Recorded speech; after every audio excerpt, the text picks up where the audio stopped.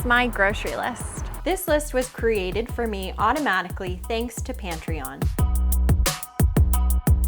The items on the top, I need to get now. The items on the bottom, I might need to get later. Remember those red boxes I showed you earlier? They're right here. I need to get those as soon as possible. The bottom contains items I might need soon.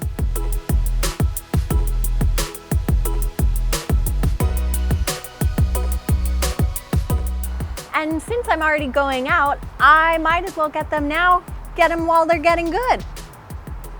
That way, I don't risk running out or have to go out later.